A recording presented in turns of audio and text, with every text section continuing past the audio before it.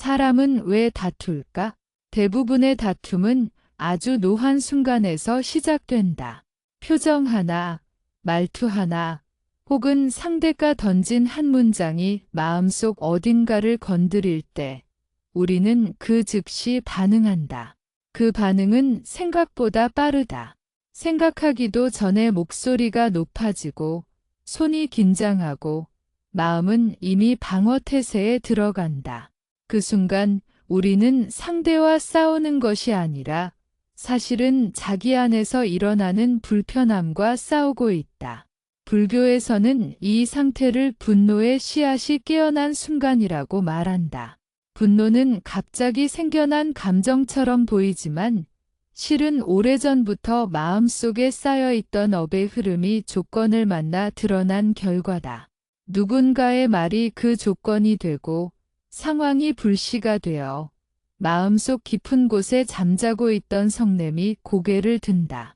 서울의 한 사무실에서 일하는 김민주는 평소 온화하다는 평가를 받는다. 회의에서도 조용히 듣는 편이고 웬만하면 충돌을 피하려 한다. 그런데 어느 날 팀 회의 중 동료 박서연이 그의 기획안을 두고 "이건 너무 현실 감각이 없어요 라고 말했을 때 민준의 마음은 순간적으로 얼어붙었다. 그 말 자체보다도 여러 사람 앞에서 자신의 노력이 평가절하되었다는 느낌이 민준의 자존심을 건드렸다. 그는 바로 반박하고 싶었다. 아니, 반박이 아니라 공격하고 싶었다. "그럼 당신아는 얼마나 대단한데요? 라는 말이 혀끝까지 올라왔다. 이 짧은 찰나의 순간이 바로 불교에서 말하는 업이 만들어지는 지점이다. 말로 내뱉기 전 이미 마음속에서는 수많은 생각과 감정이 폭풍처럼 지나간다. 억울함, 분노, 수치심, 그리고 상대를 이기고 싶다는 욕망. 다툼은 언제나 옳고 그름의 문제처럼 포장된다. 하지만 깊이 들여다보면 대부분은 나를 이해해주지 않았다. 나를 존중하지 않았다는 느낌에서 비롯된다. 불교에서는 이것을 아집이라고 부른다. 나라는 중심이 단단할수록 그 중심이 흔들릴 때 분노는 더 크게 일어난다. 민준 역시 마찬가지였다.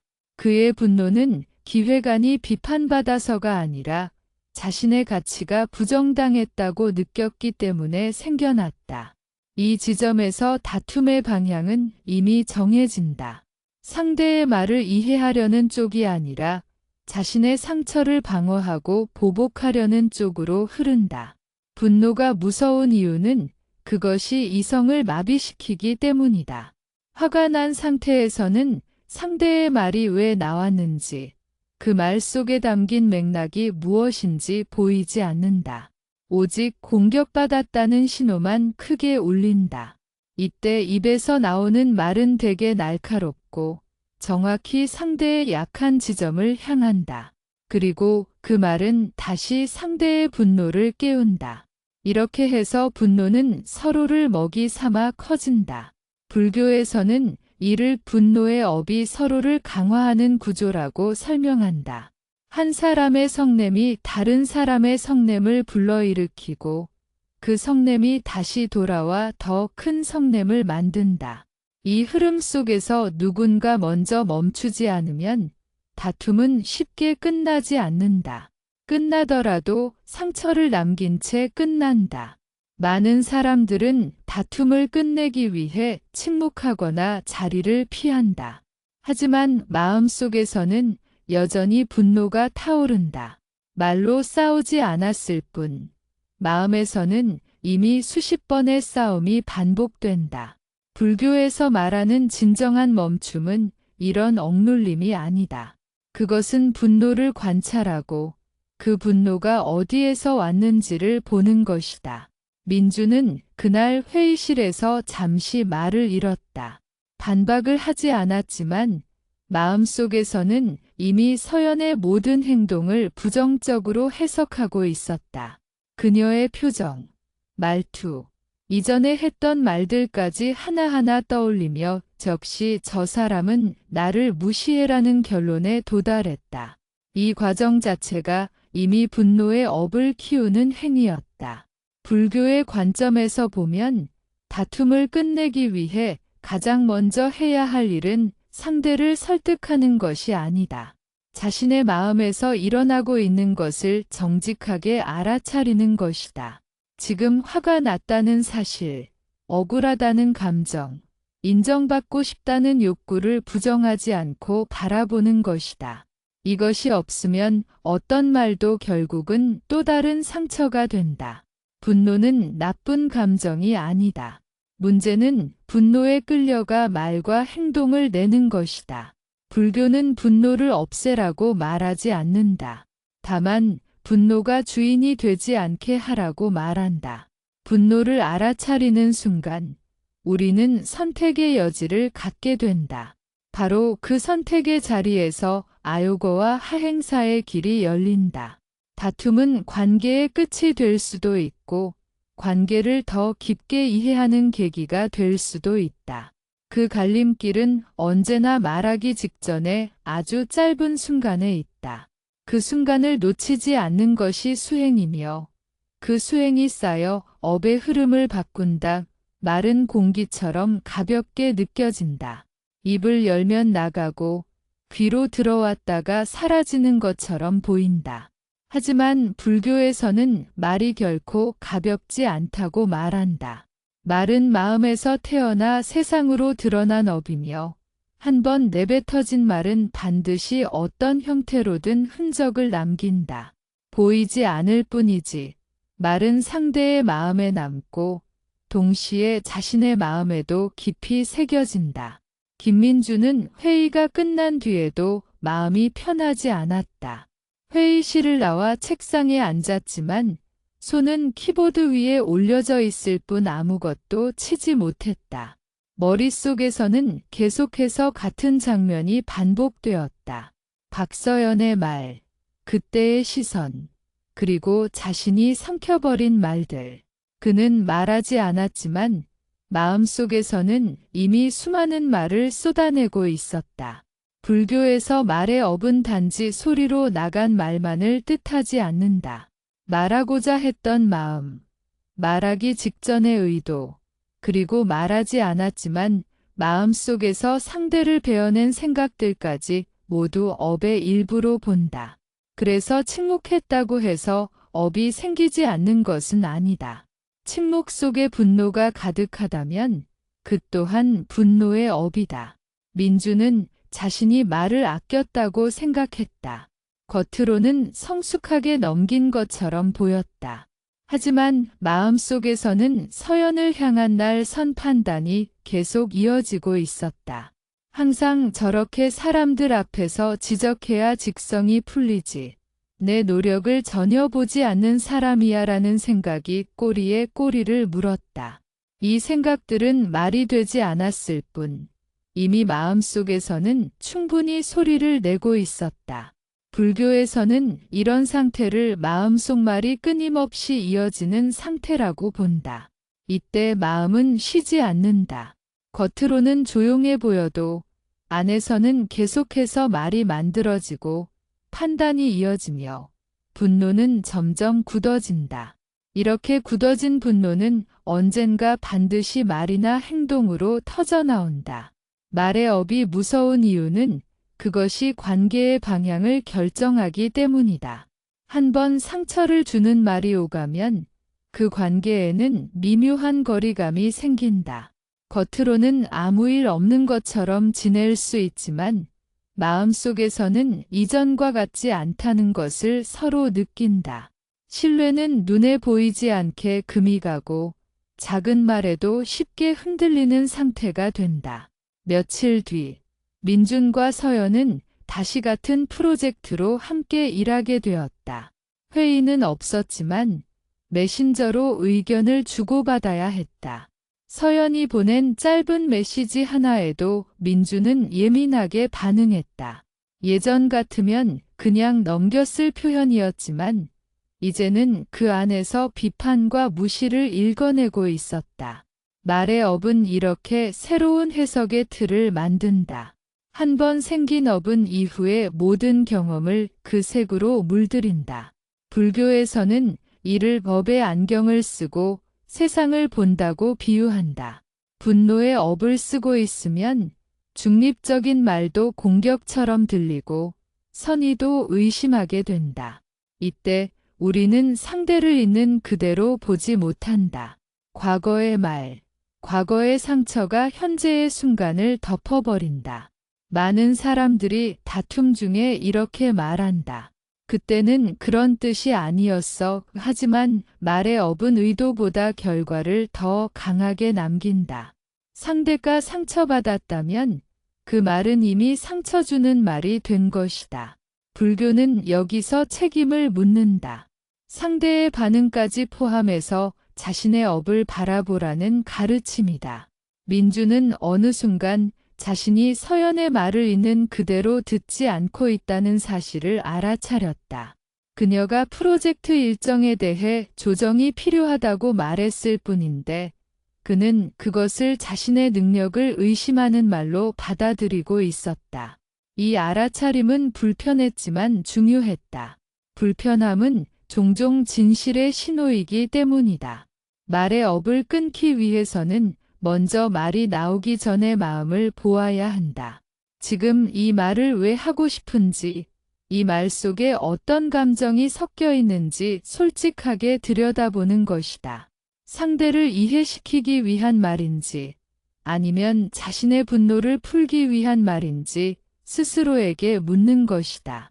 불교에서는 말이 세 가지 기준을 통과해야 한다고 말한다. 사실에 맞는가, 이로운가, 그리고 지금 이 순간에 필요한가. 이 기준은 상대를 평가하기 위한 것이 아니라 자신의 마음을 점검하기 위한 것이다. 분노가 강할수록 이 기준은 쉽게 무시된다. 그래서 수행은 언제나 분노가 올라오는 바로 그 순간을 놓치지 않는 연습이다. 민주는 메신저를 보내기 전 잠시 손을 멈췄다. 바로 답장을 보내고 싶은 충동이 있었지만 그 충동 속에 있는 감정을 느껴보려 했다. 가슴이 답답했고 억울함이 올라왔다. 그 감정을 있는 그대로 인정하자 말의 톤이 달라질 여지가 생겼다. 공격적인 문장이 아니라 상황을 설명하는 문장이 떠올랐다. 말은 관계를 끊는 칼이 될 수도 있고 다툼을 끝내는 다리가 될 수도 있다. 어떤 말이 될지는 말하기 직전에 마음 상태에 달려 있다. 불교에서 아요거가 중요한 이유는 바로 여기에 있다. 아요거는 예쁜 말을 하라는 것이 아니다. 분노와 집착이 섞이지 않은 마음에서 나오는 말이다. 말의 업을 이해하기 시작하면 우리는 다툼을 단순히 피해야 할 문제로 보지 않게 된다. 그것은 자신의 마음을 비추어 볼 수 있는 거울이 된다. 어떤 말에 내가 가장 크게 반응하는지, 어떤 표현에 상처받는지 알게 되면 그 안에 있는 집착과 기대가 보이기 시작한다. 민준에게 이번 경험은 쉽지 않았지만 중요한 전환점이 되고 있었다. 그는 아직 완전히 분노에서 벗어나지 못했지만 적어도 말이 업이 된다는 사실을 몸으로 느끼기 시작했다. 이 깨달음 위에서 말의 방향을 바꾸는 선택이 가능해진다. 그리고 그 선택은 점점 더 부드러운 언어, 상대를 살리는 언어로 이어질 준비를 한다. 이렇게 말의 업을 이해하게 되면 다툼을 끝내는 길은 더 이상 멀지 않다. 말이 마음을 바꾸고 마음이 다시 말의 결을 바꾸는 선순환이 시작될 수 있기 때문이다. 아요거라는 말을 처음 들으면 많은 사람들은 부드러운 말, 예쁜 말, 상대의 기분을 맞춰주는 말이라고 생각한다. 하지만 불교에서 말하는 아요거는 그런 의미에 머물지 않는다. 아요거는 상대를 조종하기 위한 언어가 아니고 갈등을 덮어두기 위한 포장된 말도 아니다. 그 그것은 마음속 분노와 집착을 내려놓은 자리에서 자연스럽게 나오는 말이다. 그래서 아요거는 기술이 아니라 태도에 가깝다. 김민주는 이 사실을 머리로는 알고 있다고 생각했지만 실제 상황에서는 전혀 다르게 반응하고 있다는 것을 점점 느끼고 있었다. 그는 자신이 말을 조심한다고 믿어왔지만 그 조심스러움의 바탕에는 늘 두려움이 있었다. 괜히 말했다가 더 큰 갈등이 생길까 봐, 혹은 자신의 약한 마음이 드러날까 봐 입을 다물었던 것이다. 이것은 아요거가 아니라 회피에 가까웠다. 불교에서 말하는 아요거는 용기가 필요한 언어다. 상대를 공격하지 않으면서도 자신의 마음을 숨기지 않는 말이기 때문이다. 분노를 억누르는 것이 아니라 분노에 끌려가지 않은 상태에서 마음을 표현하는 것이 아요거의 핵심이다. 그래서 아요거는 침묵보다 어려울 때가 많다. 민주는 어느 날 퇴근 후 집으로 돌아가는 길에 다시 회의 장면을 떠올렸다. 그때 만약 다시 돌아갈 수 있다면 자신은 어떤 말을 할 수 있었을까를 생각해 보았다. 그건 말도 안 됩니다 라는 말 대신 그 부분에 대해서는 제 의도를 조금 더 설명하고 싶어요 라고 말할 수 있었을지도 모른다는 생각이 들었다. 이 문장은 상대를 공격하지 않으면서도 자신의 입장을 분명히 드러낸다. 바로 이런 말이 아요거에 가깝다. 아요거는 상대를 이기기 위한 말이 아니다. 관계를 살리기 위한 말이다. 이 차이는 아주 작아 보이지만 그 결과는 완전히 다르다. 상대를 이기려는 말은 반드시 긴장을 만들고 관계를 경직시킨다. 반면 관계를 살리려는 말은 상황을 부드럽게 하고 서로의 마음을 열 수 있는 여지를 남긴다. 박서연 역시 그날 회의 이후 마음이 편하지 않았다. 그녀는 자신의 말이 민준에게 상처가 되었을지도 모른다는 생각을 했다. 하지만 이미 시간이 흘렀고 어떻게 말을 꺼내야 할지 몰라 그냥 지나가고 있었다. 이처럼 다툼은 한쪽만의 문제가 아니라 서로의 마음속에서 계속 자라고 있었다. 며칠 뒤 두 사람은 우연히 점심시간에 마주쳤다. 어색한 침묵이 흐르는 가운데 민주는 잠시 망설이다가 입을 열었다. 그는 자신의 마음속에 남아있던 말을 솔직하게 전하고 싶었다. 하지만 예전처럼 공격적인 말이 나오지는 않았다. 그때 회의에서 나온 이야기 때문에 조금 마음이 불편했어요. 제 기획이 충분히 설명되지 못한 것 같아서요. 그의 목소리는 낮았고 말은 느렸다. 이 말에는 비난이 없었다. 당신이 잘못했다는 표현도 없었다. 오직 자신의 느낌과 상황만을 담고 있었다. 이것이 아요거의 중요한 특징이다. 아요거는 상대를 평가하지 않고 자신의 마음을 주어로 삼는다. 그래서 상대는 방어할 필요를 덜 느낀다. 서연은 잠시 놀란 표정을 지었다.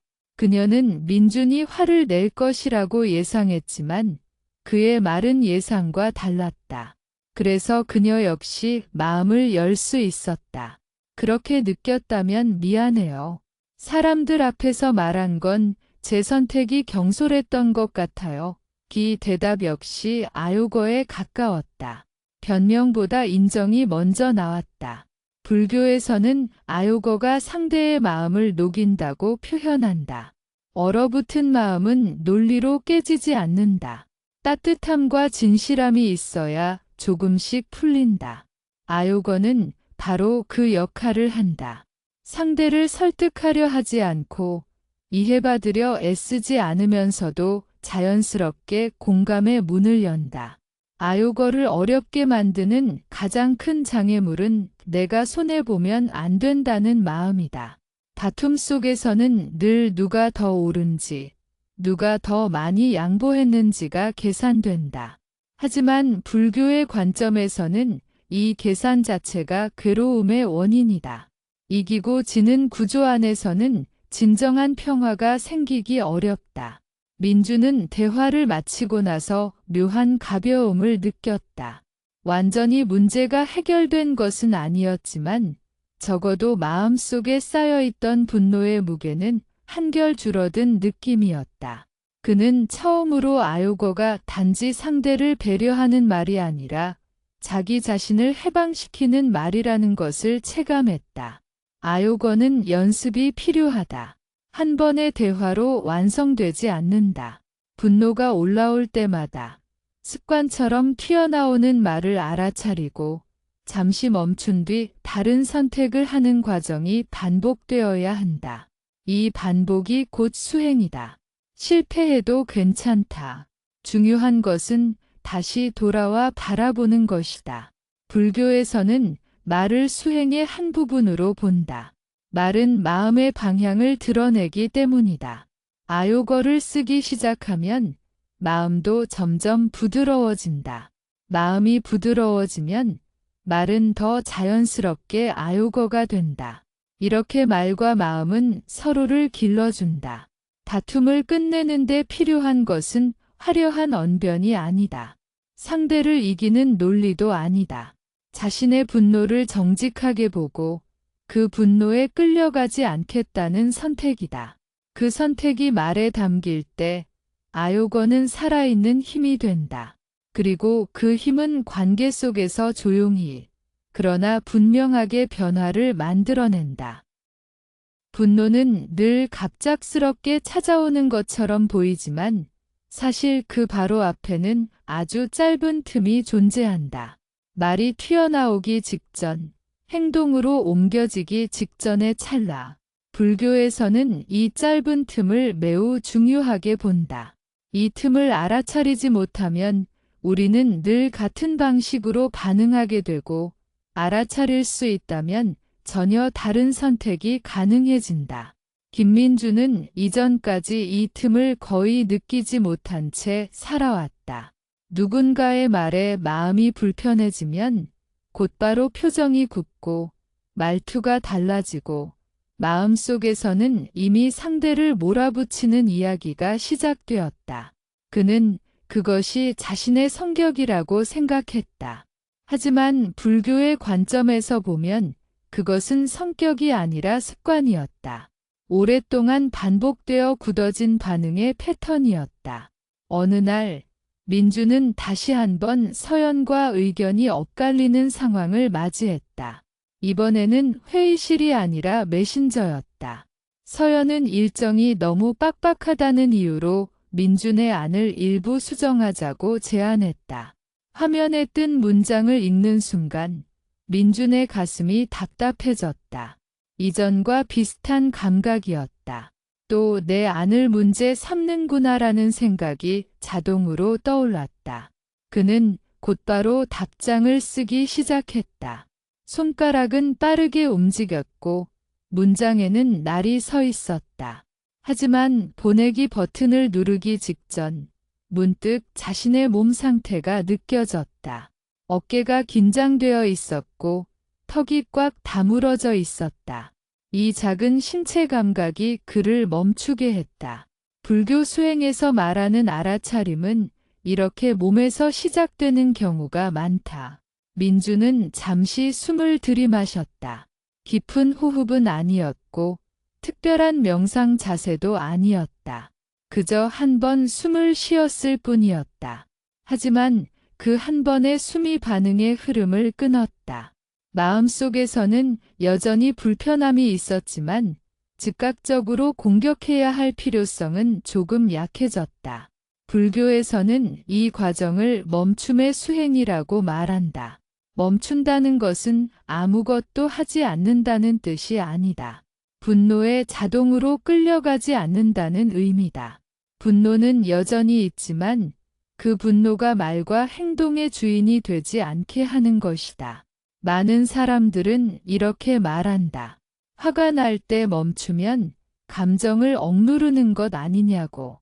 하지만 억누름과 멈춤은 다르다. 억누름은 분노를 밀어내는 것이고 멈춤은 분노를 그대로 두고 바라보는 것이다. 불교에서 강조하는 것은 후자다. 분노를 없애려 애쓰지 말고 분노가 어떻게 일어나는지를 보라는 가르침이다. 민주는 메시지를 보내지 않고 잠시 화면을 내려놓았다.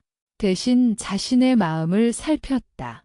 무엇이 이렇게 불편한지, 어떤 생각이 분노를 키우고 있는지 하나씩 느껴보았다.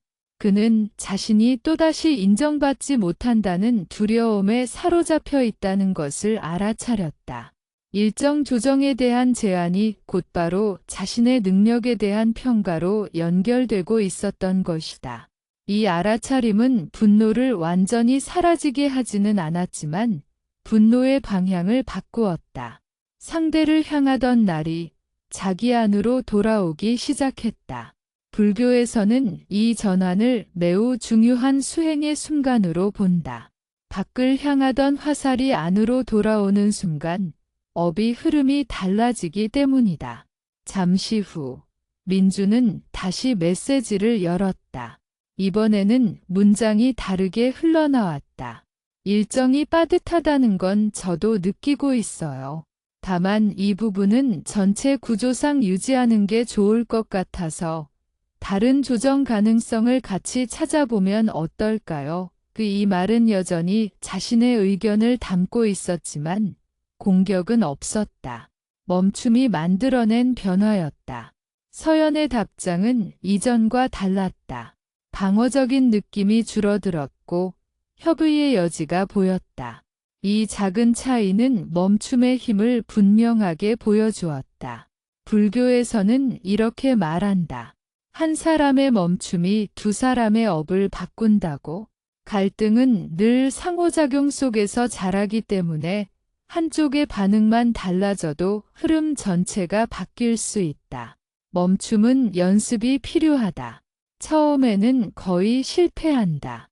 화가 나면 이미 말이 튀어나간 뒤에야 다착하고 알아차리게 된다. 하지만 그것도 수행의 일부다. 말이 나간 뒤에라도 돌아보고 다음에는 조금 더 빨리 알아차리겠다고 마음을 내는 것. 이 반복이 쌓이면 알아차림의 시점은 점점 앞당겨진다. 불교 수행자들은 분노를 다스리는 데 있어 완벽을 목표로 삼지 않는다. 대신 정직함을 중요하게 여긴다. 지금 화가 났다는 사실을 숨기지 않고 인정하는 것. 그리고 그 화가 어떤 조건에서 생겨났는지를 살피는 것. 이 태도가 멈춤을 가능하게 한다. 민주는 점점 자신 안에서 분노가 일어나는 패턴을 보기 시작했다. 특정한 말, 특정한 상황, 특정한 표정에서 늘 같은 반응이 튀어나온다는 것을 알게 되었다.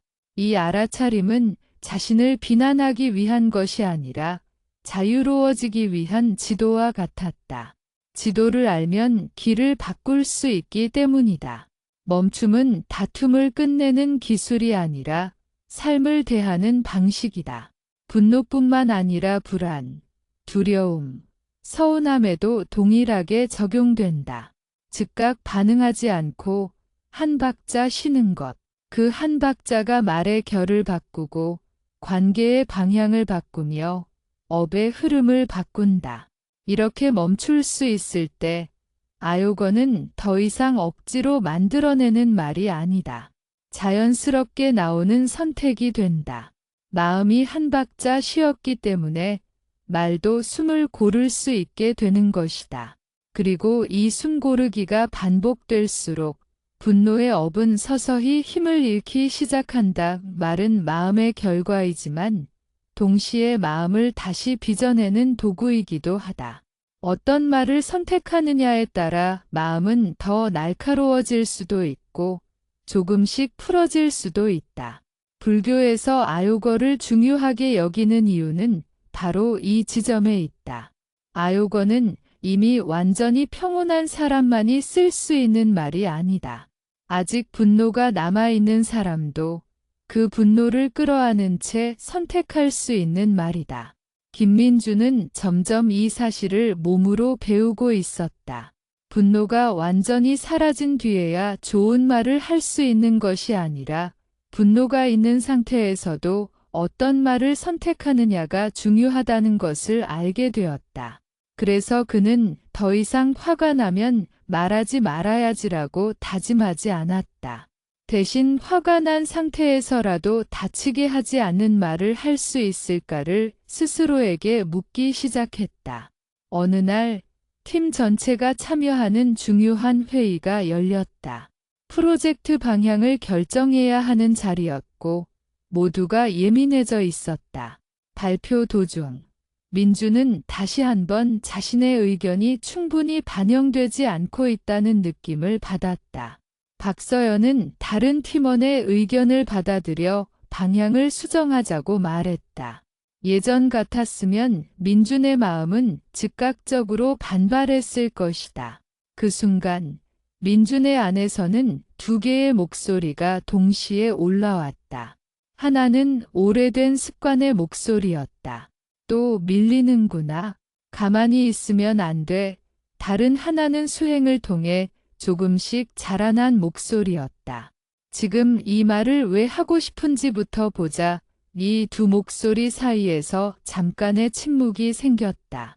그 짧은 침묵이 바로 선택의 공간이었다. 민주는 손을 들었다. 하지만 그의 말은 예전과 달랐다. 방향을 조정하자는 의견은 이해돼요.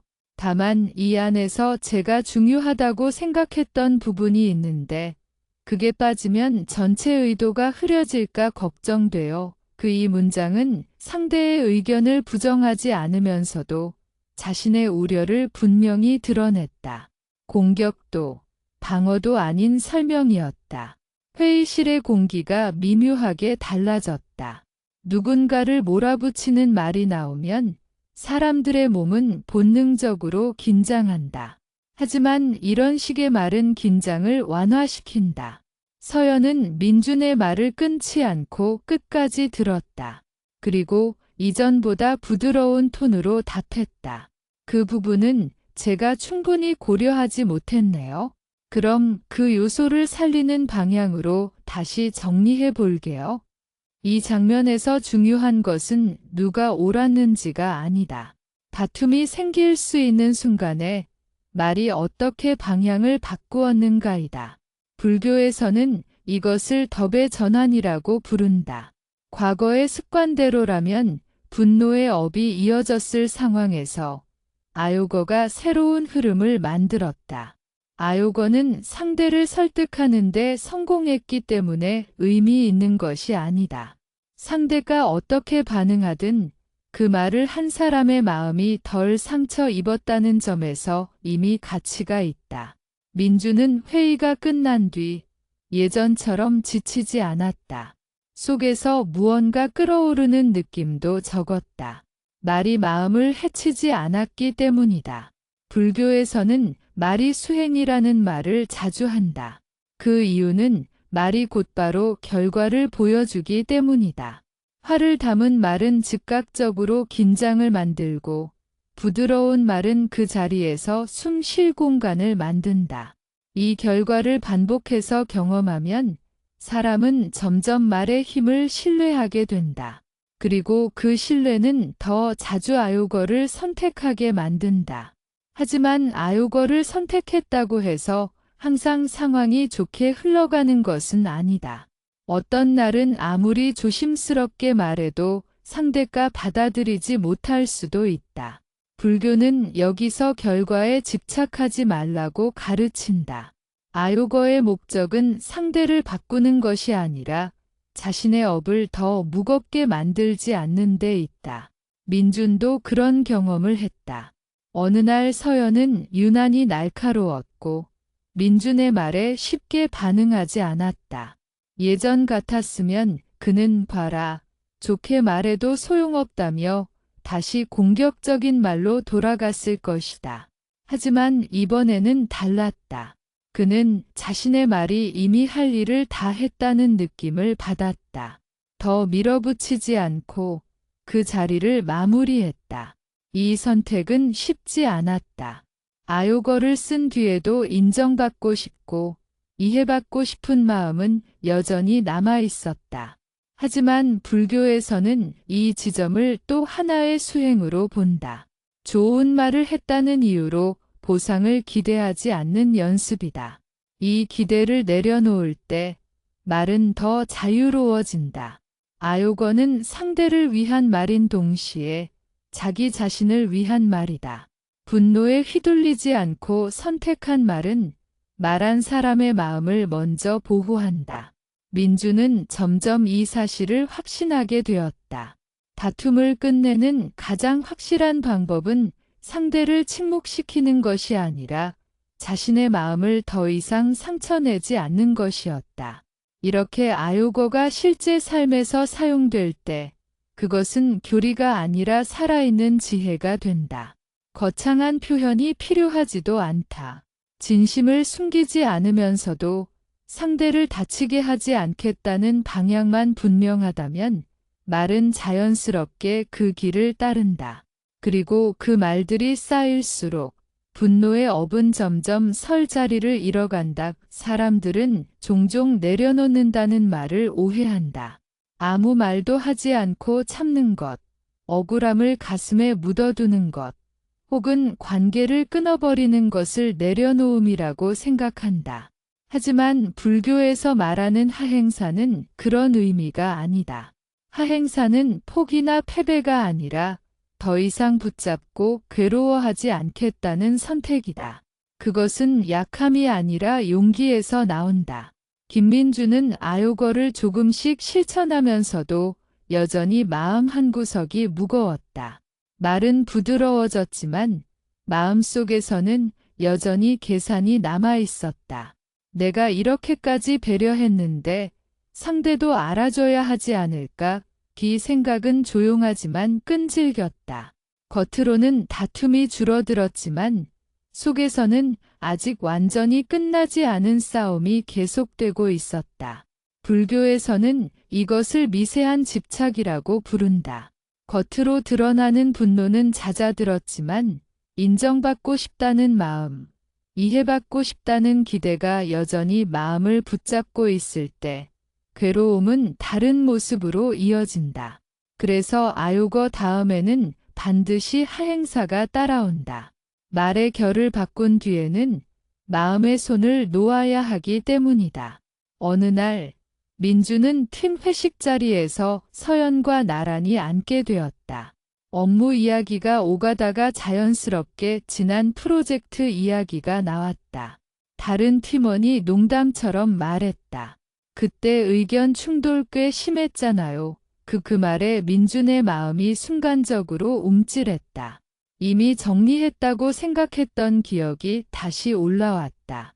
서연은 웃으며 넘겼지만 민준의 안에서는 또 다른 선택의 순간이 찾아왔다.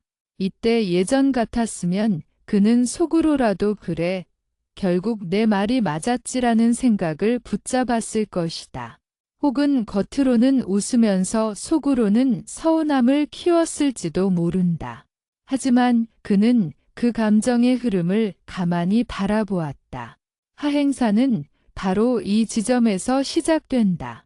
마음속에 올라오는 감정을 없애려 하지 않고 그것을 정당화하지도 않으며 다만 붙잡지 않는 것이다.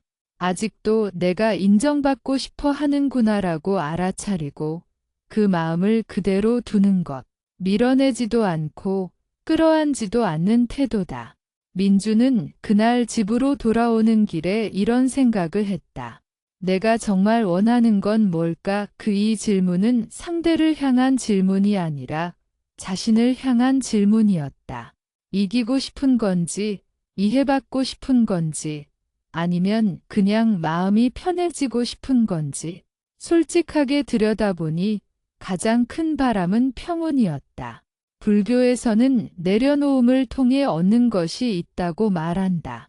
그것은 바로 가벼움이다. 무언가를 손에 꽉 쥐고 있을 때는 그 무게를 느끼지 못한다. 하지만 내려놓는 순간 비로소 얼마나 무거웠는지를 알게 된다. 민준도 마찬가지였다. 서연에게 인정받아야 한다는 기대를 내려놓자 마음이 한결 느슨해졌다. 하행사는 관계를 무시하라는 가르침이 아니다. 오히려 관계를 더 맑게 하는 태도다. 상대에게서 무엇을 얻어내려는 마음이 줄어들면 있는 그대로의 모습을 볼 수 있는 여지가 생긴다. 서연 역시 완벽한 사람이 아니라 자신의 입장과 부담 속에서 말하고 행동하고 있다는 사실이 조금 더 선명하게 보였다. 많은 다툼이 끝나지 않는 이유는 말이 거칠어서가 아니라 마음이 끝내 놓아주지 않기 때문이다. 사과를 받아도 상황이 정리되어도 마음속에서 그래도라는 말이 계속 이어진다. 하행사는 이 그래도를 내려놓는 연습이다.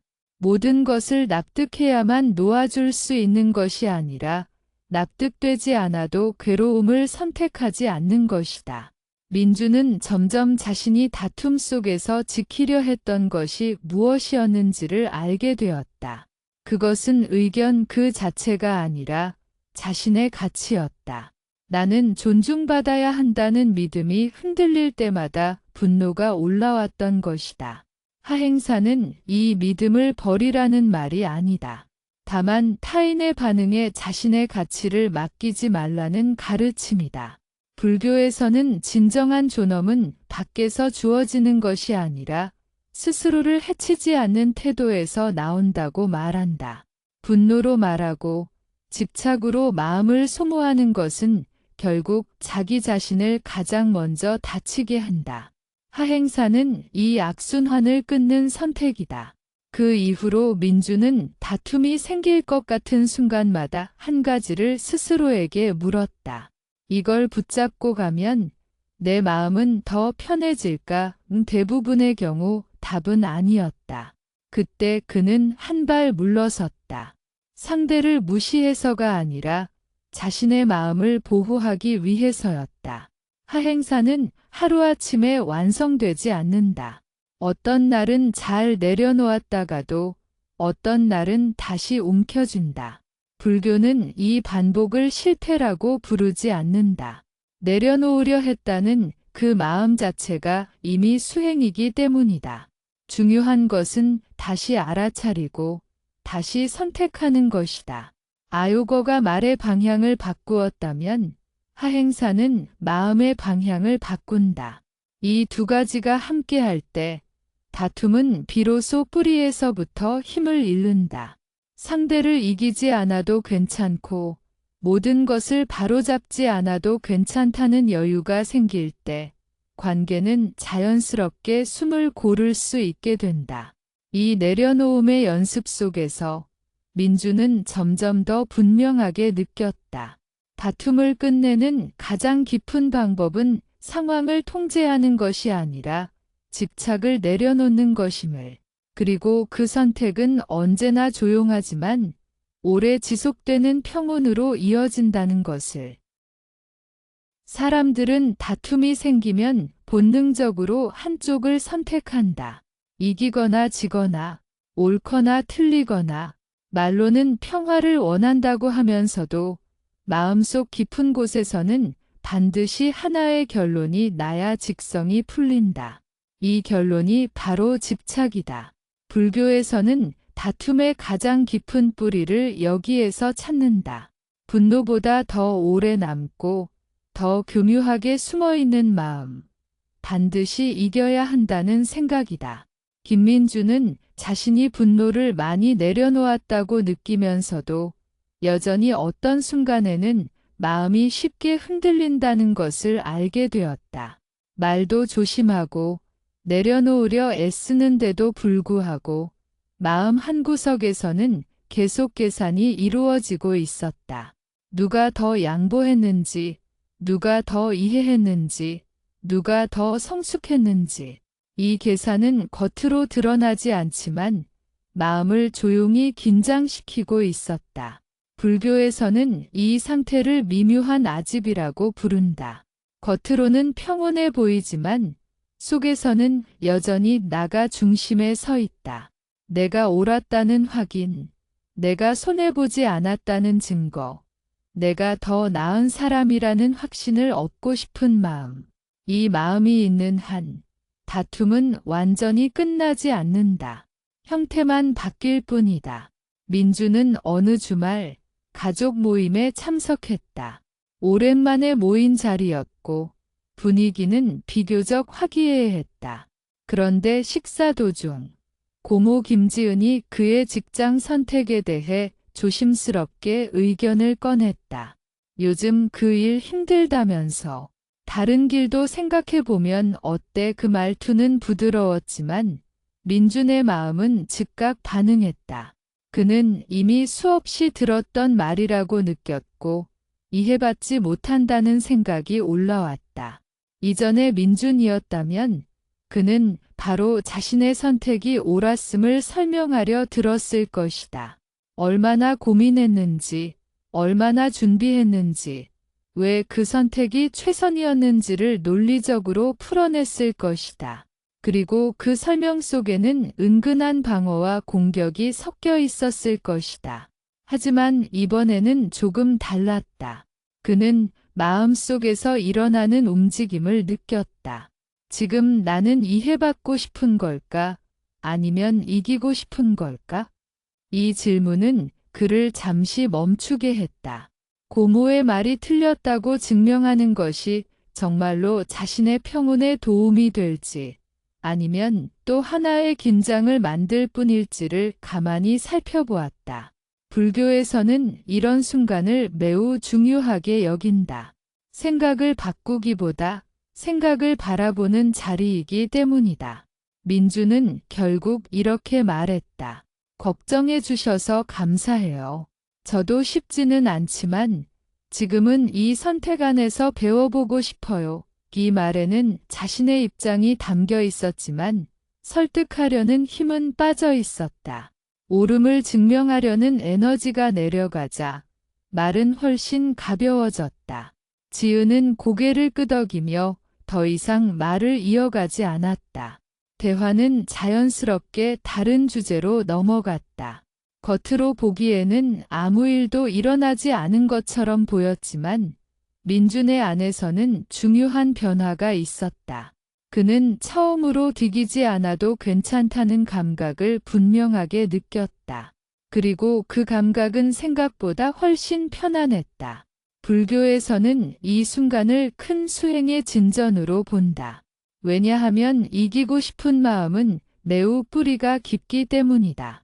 그것은 단순한 자존심의 문제가 아니라 존재를 지키려는 본능과 닿아 있다.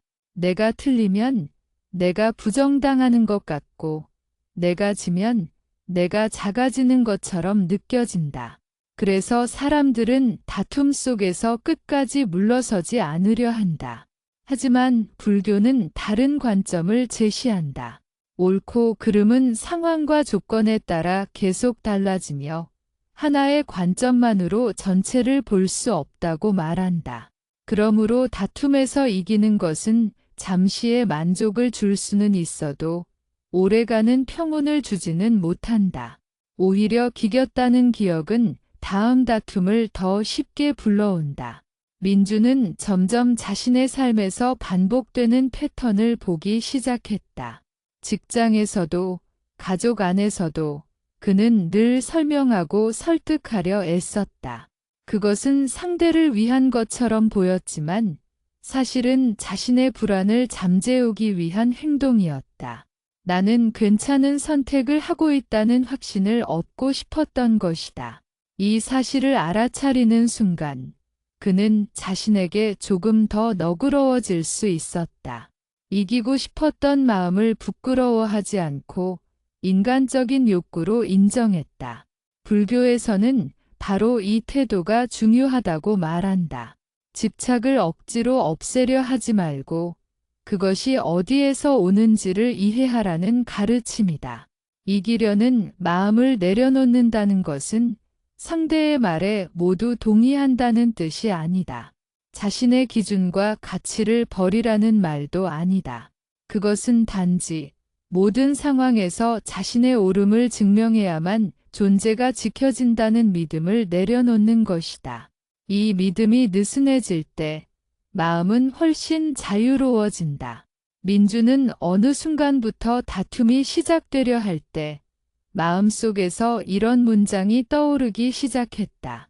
이걸 이기지 않아도 나는 괜찮다. 그기 문장은 상황을 단번에 해결해 주지는 않았지만 마음의 방향을 바꾸는 데에는 충분했다. 긴장이 풀리면 말도 행동도 달라졌다. 불교에서는 이런 변화를 업의 약화라고 표현한다. 오랫동안 반복되어 온 반응의 힘이 점점 약해지고 새로운 선택의 가능성이 생기는 상태다. 이 상태에서는 다툼이 더 이상 전쟁처럼 느껴지지 않는다. 하나의 의견 차이, 하나의 인연의 흐름으로 보이기 시작한다. 이기지 않으려는 선택은 종종 오해를 받는다. 사람들은 그것을 약함이나 무관심으로 해석하기도 한다. 하지만 실제로는 그 반대다. 자신의 불안을 직면하고 그것에 휘둘리지 않겠다는 단단한 선택이다. 불교에서 말하는 하행사와 아요거가 여기에서 하나로 이어진다. 말을 부드럽게 하고 마음의 집착을 내려놓을 수 있을 때 다툼은 자연스럽게 힘을 잃는다. 더 이상 싸울 상대가 없기 때문이다. 이길 필요가 없어지면 다툼은 목적을 잃는다. 그리고 그 자리에는 조용하지만 깊은 평온이 남는다. 민주는 이 평온이 얼마나 소중한지 점점 더 분명하게 느끼고 있었다. 예전처럼 논쟁에서 이겼을 때의 짜릿함은 사라졌지만 대신 오래 지속되는 가벼움이 자리 잡았다. 불교에서 말하는 자유는 바로 이런 상태라는 생각이 들었다. 무엇을 얻어서가 아니라 무엇을 붙잡지 않게 되었을 때 찾아오는 자유. 이기려는 마음을 내려놓는 연습은 끝이 없다. 어떤 날은 잘 되다가도 어떤 날은 다시 옛 습관으로 돌아간다. 하지만 민주는 이제 안다. 다시 돌아갔다고 해서 모든 것이 무너지는 것이 아니라는 것을 알아차리고 다시 놓아주면 된다는 것을. 이 반복 속에서 다툼은 점점 삶의 중심에서 멀어지고 있었다. 다툼이 끝나는 순간은 언제일까?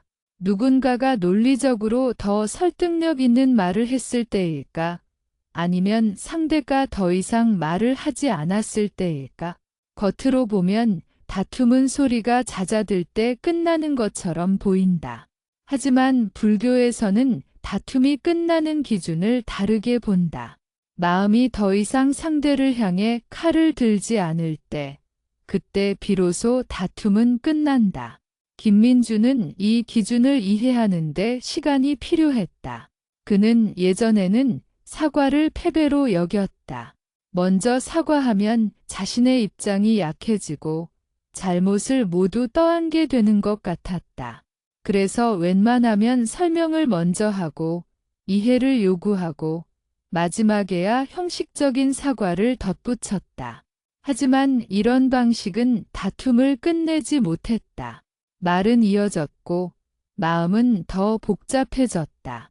불교에서 사과는 옳고 그름의 판결이 아니다. 사과는 관계의 온도를 낮추는 선택이다. 자신의 잘못을 모두 인정하라는 뜻도 아니다. 상대의 마음에 상처가 생겼다는 사실을 인정하는 태도다. 이 차이를 이해하지 못하면 사과는 늘 무거운 짐처럼 느껴진다. 민주는 어느 날 작은 오해로 팀원 이도현과 언성이 높아진 적이 있었다. 회의 준비 과정에서 역할 분담이 명확하지 않았고 서로가 서로를 탓하는 분위기가 되었다. 대화는 빠르게 감정적인 방향으로 흘러갔다. 그때 민주는 문득 자신이 무엇을 얻고 싶은지를 스스로에게 물었다. 옳다는 확인인지 아니면 이 불편함의 종결인지.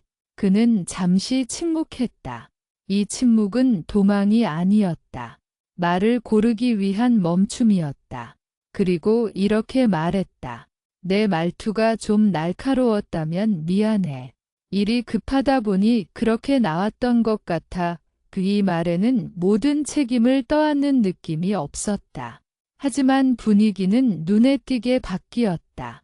도현의 어깨가 내려갔고 목소리도 낮아졌다. 불교에서는 사과가 상대의 마음을 먼저 풀어주는 열쇠가 될 수 있다고 말한다. 마음이 풀리면 설명은 그 다음에 와도 늦지 않다. 반대로 마음이 굳어 있을 때는 어떤 설명도 들어가지 않는다. 그래서 다툼을 끝내는 말의 구조에서 사과는 종종 가장 앞자리에 놓인다. 공감은 그 다음에 온다. 공감은 상대의 말에 동의하는 것이 아니다. 상대의 감정이 그렇게 느껴질 수 있다는 사실을 인정하는 것이다. 민주는 점점 이 차이를 몸으로 이해하게 되었다. 그렇게 느낄 수 있겠네요 라는 한 문장이 긴 해명보다 훨씬 큰 효과를 낼 때가 많다는 것을 경험했다. 한 번은 서연이 일정 변경으로 인해 스트레스를 호소했다.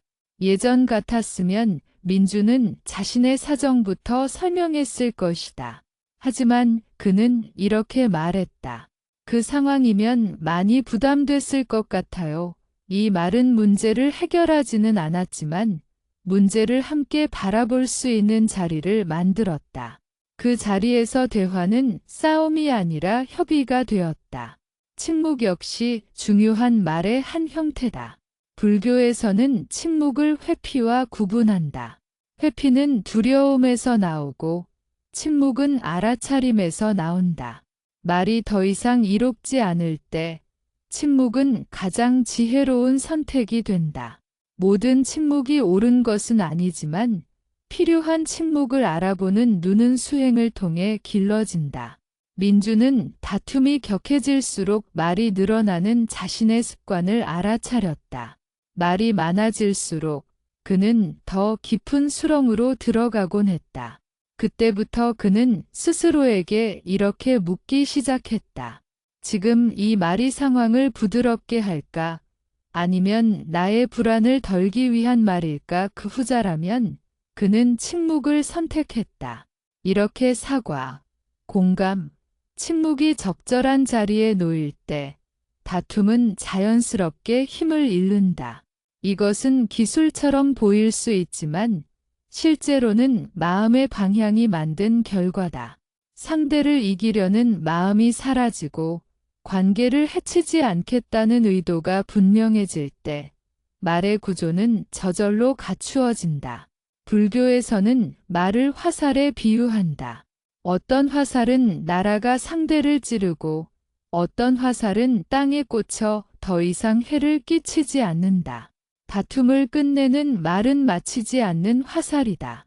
쏘지 않거나 힘을 빼서 놓는 화살이다. 이 선택은 약함이 아니라 통제다.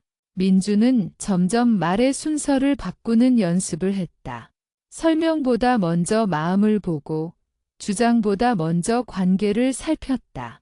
그 결과 다툼은 눈에 띄게 줄어들었다. 완전히 사라지지는 않았지만 이전처럼 깊은 상처를 남기지 않았다.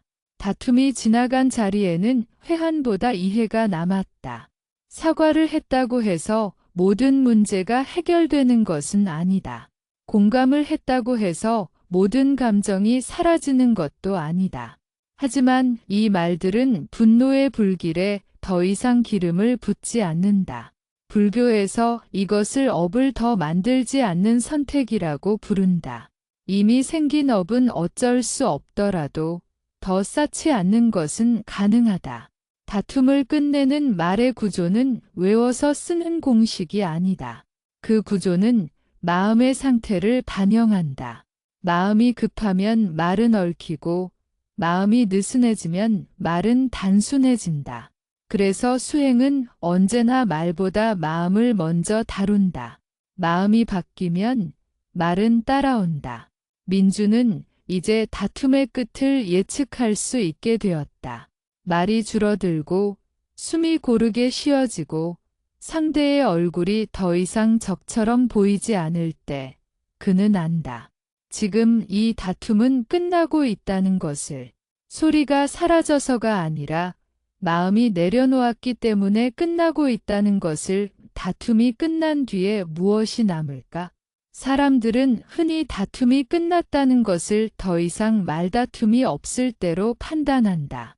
목소리가 낮아지고 대화가 중단되고 각자의 자리로 돌아가면 끝났다고 여긴다. 하지만 불교에서는 그 시점을 끝이라고 보지 않는다. 다툼이 끝났는지는 그 이후의 마음 상태로 판단한다. 마음이 가벼워졌는지 아니면 더 무거워졌는지 그 차이가 모든 것을 말해준다. 김민주는 이 차이를 분명하게 느낄 수 있게 되었다. 예전에는 다툼이 끝난 뒤에도 마음이 계속 불편했다. 말을 잘했다고 생각해도 혹은 상대를 논리적으로 설득했다고 느껴도 집으로 돌아오는 길에는 늘 피로감이 남아 있었다. 머릿속에서는 방금 있었던 대화가 반복 재생되었고 더 잘 말할 수 있었던 문장들이 뒤늦게 떠올랐다. 이때의 피로는 몸의 피로가 아니라 마음의 피로였다. 분노로 끝난 다툼은 이렇게 흔적을 남긴다. 겉으로는 끝났지만 마음속에서는 아직 끝나지 않은 대화가 계속된다. 불교에서는 이것을 업의 잔향이라고 표현한다. 이미 지나간 사건이 현재의 마음을 계속 흔드는 상태다. 이 잔향이 남아있으면 다음 만남에서도 마음은 경계하게 되고 작은 자극에도 쉽게 다시 분노가 올라온다. 반면 자비로 끝난 다툼은 다른 흔적을 남긴다. 완벽하게 이해하지 못했어도 모든 문제가 해결되지 않았어도 마음 한편에는 여백이 생긴다. 말하지 않은 말이 남아있어도 그것이 마음을 찌르지 않는다. 민주는 이런 상태를 처음 경험했을 때 낯설면서도 분명한 차이를 느꼈다. 서연과의 갈등이 어느 정도 정리된 이후 민주는 그녀를 다시 만났을 때 예전처럼 몸이 굳지 않는다는 것을 알아차렸다. 예전에는 이름만 들어도 마음이 긴장했지만 이제는 그렇지 않았다. 삶에서 분노를 완전히 없앨 수 있을까? 불교는 그렇게 말하지 않는다. 분노는 인간의 마음에서 자연스럽게 일어나는 반응 중 하나다. 문제는 분노가 생겼다는 사실이 아니라 분노를 어떻게 대하는가에 있다. 분노를 붙잡고 키우면 업이 되고 분노를 알아차리고 놓아주면 지혜가 된다. 이 차이는 삶의 태도에서 만들어진다. 김민주는 이제 다툼을 끝내는 기술보다 다툼이 자라나지 않게 하는 삶의 태도에 더 관심을 두게 되었다. 그는 깨달았다. 다툼은 대화의 순간에만 생기는 것이 아니라 그 이전의 마음 상태에서 이미 준비된다는 것을. 하루 동안 쌓인 피로, 인정받고 싶은 마음, 억울함, 비교, 서운함이 쌓여 있다가 어떤 계기로 폭발하는 것뿐이라는 사실을 말이다. 그래서 그는 하루를 대하는 태도를 조금씩 바꾸기 시작했다. 모든 일에 즉각 반응하지 않으려 노력했다. 메시지를 받자마자 답하지 않아도 괜찮다고 자신에게 허락했고 상대의 말 뒤에 숨은 의도를 함부로 추측하지 않으려 했다. 이런 작은 선택들이 분노의 씨앗이 자랄 공간을 줄여주었다. 불교에서 말하는 수행은 특별한 장소에서만 이루어지지 않는다. 출근길 지하철, 회의 중의 침묵, 가족과의 식사 자리에서도 수행은 계속된다. 분노가 올라오기 직전에 그 미세한 순간을 알아차리는 것, 그것이 가장 현실적인 수행이다. 민주는 점점 그 순간을 더 자주 포착할 수 있게 되었다. 그는 분노가 올라올 때마다 이렇게 마음속으로 말하곤 했다. 아, 지금 분노가 생기고 있구나. 이 한 문장은 분노를 밀어내지 않으면서도 분노와 자신을 동일시하지 않게 해주었다. 불교에서는 이것을 관찰자의 자리로 돌아온다고 표현한다. 관찰자가 되면 선택의 여지가 생긴다. 삶의 태도가 바뀌자 말도 달라졌다. 말의 속도가 느려졌고 꼭 필요하지 않은 말은 줄어들었다. 예전에는 침묵이 어색했지만 이제는 침묵이 관계를 보호하는 순간도 있다는 것을 알게 되었다. 모든 침묵이 옳은 것은 아니지만 분노에서 나온 말보다는 침묵이 더 자비로운 경우가 많다는 사실을 경험으로 배웠다. 민주는 더 이상 모든 갈등을 해결하려 들지 않았다. 해결되지 않은 채로 남아있어도 괜찮다고 받아들이기 시작했다. 불교에서는 이것을 하행사라고 부른다. 결과를 내려놓는 태도다. 반드시 이해받아야 한다는 집착, 반드시 정리되어야 한다는 강박을 내려놓을 때 마음은 한결 가벼워진다. 이 태도는 관계를 느슨하게 만들지 않았다.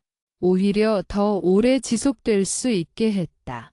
모든 관계가 항상 맑을 수는 없다는 사실을 받아들이자 작은 흐림에도 과도하게 반응하지 않게 되었다. 흐린 날이 있어도 하늘이 사라지는 것은 아니라는 사실을 그는 관계 속에서 체득했다. 불교에서 말하는 분노의 업을 끊는다는 것은 더 이상 화를 내지 않는 사람이 되는 것이 아니다. 화가 날 때에도 그 화에 끌려가지 않는 사람이 되는 것이다. 민주는 이제 화가 나도 그 화가 자신을 전부 대표하지는 않는다는 것을 안다.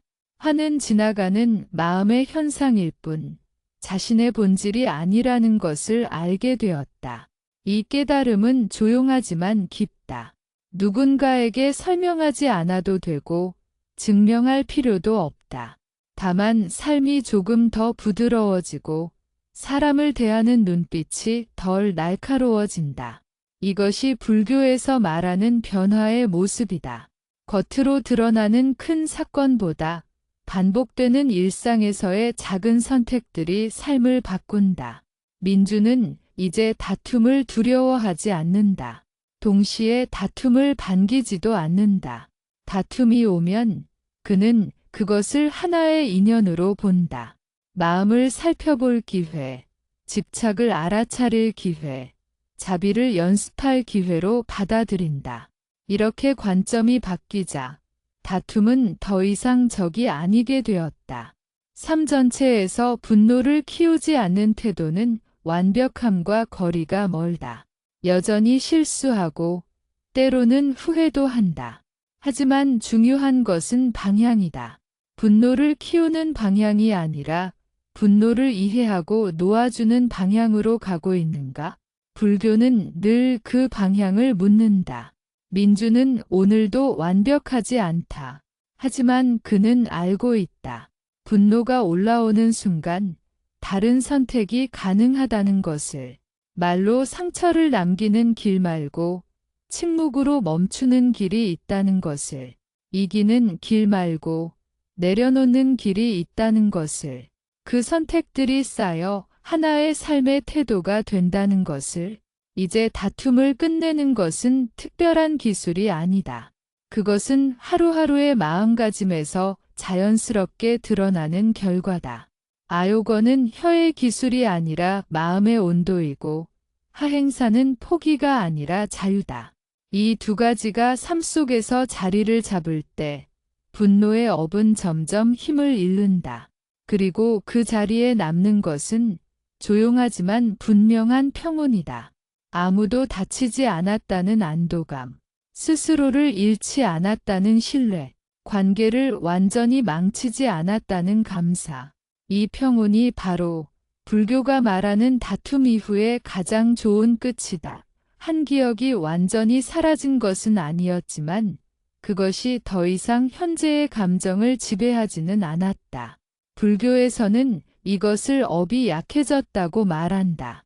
업이 사라진 것은 아니지만 힘을 잃은 상태다. 업의 힘이 약해지면 같은 상황에서도 다른 반응이 가능해진다. 이것이 수행의 실제적인 결과다. 깨달음이란 갑작스러운 특별한 경험이 아니라 반복되는 상황에서 반응이 달라지는 것이다. 민주는 자신 안에서 이런 변화를 하나둘 발견하기 시작했다. 예전 같았으면 신경 쓰였을 말들이 그냥 지나갔다. 누군가의 표정이나 말투를 과도하게 해석하지 않게 되었고, 모든 말에 즉각적인 의미를 부여하지 않아도 괜찮아졌다. 이 변화는 크지 않았지만 일상 전체를 조금 더 편안하게 만들었다. 다툼이 끝난 뒤 남는 마음의 변화는 관계에도 영향을 준다. 분노로 끝난 다툼은 보이지 않는 벽을 만든다. 말은 다시 오갈 수 있지만 마음은 일정 거리를 유지한다. 반면 자비로 끝난 다툼은 관계의 형태를 바꾸기도 한다. 이전보다 더 조심스러워질 수도 있고 더 솔직해질 수도 있다. 중요한 것은 경직되지 않는다는 점이다. 민준과 서연의 관계도 그렇게 변했다. 완전히 친해진 것은 아니었지만 이전보다 자연스러워졌다. 서로의 말에 즉각 반응하기보다는 한 박자 쉬는 여유가 생겼고, 의견 차이가 생겨도 그것을 곧바로 개인적인 공격으로 받아들이지 않았다. 이 여유는 다툼을 겪은 뒤에야 얻어진 것이었다. 불교에서는 갈등을 피해야 할 장애물로만 보지 않는다. 갈등은 마음의 습관을 드러내는 장치다. 어떤 갈등 뒤에는 집착이 드러나고 어떤 갈등 뒤에는 두려움이 드러난다. 다툼이 끝난 뒤 자신의 마음을 돌아볼 수 있다면 그 갈등은 수행의 일부가 된다. 민주는 다툼이 끝난 뒤 스스로에게 이런 질문을 던지기 시작했다. 이 대화 이후 내 마음은 어떤가? 상대의 반응이나 결과보다 자신의 마음 상태를 기준으로 삼았다. 마음이 무거워졌다면 그는 그 이유를 살폈다. 어디에서 집착했는지, 어떤 기대를 놓지 못했는지를 돌아보았다. 이 과정에서 그는 중요한 사실을 깨달았다. 다툼을 잘 끝냈다고 느끼는 순간은 상대가 사과했을 때가 아니라 자신의 마음이 해졌을 때라는 것을. 불교에서 말하는 평온은 외부 조건이 완벽해졌을 때 오는 것이 아니라 내부의 집착이 느슨해졌을 때 찾아온다. 자비로 끝난 다툼은 자신에 대한 신뢰를 키운다. 나는 분노에 끌려가지 않아도 괜찮은 사람이다라는 감각이 조금씩 쌓인다. 이 신뢰는 다음 갈등에서 큰 힘이 된다. 이미 한 번 경험했기 때문에 또 다른 선택이 가능하다는 것을 알게 되기 때문이다. 민주는 이제 다툼이 완전히 사라질 것이라고 기대하지 않았다. 대신 다툼이 남기는 흔적이 점점 가벼워지고 있다는 것을 느꼈다. 예전에는 하루 종일 마음을 괴롭히던 일이 이제는 몇 시간 안에 지나갔다. 때로는 그냥 웃고 넘길 수 있게 되었다. 이것은 큰 변화였다. 불교에서는 이런 변화를 공덕처럼 자랑하지 말라고 가르친다. 변화는 조용히 일어나고 드러내지 않을수록 깊어진다. 민준도 자신의 변화를 굳이 설명하지 않았다. 다만 일상 속에서 조금 덜 다치고 조금 덜 날카로워졌을 뿐이었다. 다툼이 끝난 뒤 남는 마음의 변화는 삶 전체로 번진다.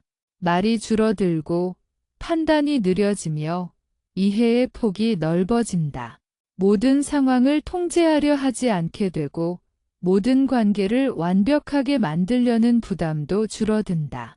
이 느슨함 속에서 사람은 비로소 숨을 쉴 수 있게 된다. 민주는 이제 다툼이 끝난 뒤에 그 조용한 순간을 소중하게 여긴다. 아무 일도 일어나지 않은 것처럼 보이지만 사실은 그동안 가장 큰 변화가 일어나는 자리이기 때문이다. 분노가 지나간 자리에 무엇이 남는지 그 흔적을 바라볼 수 있을 때 다툼은 더 이상 상처만 남기는 사건이 아니다. 그것은 마음을 조금 더 자유롭게 만드는 인연이 된다.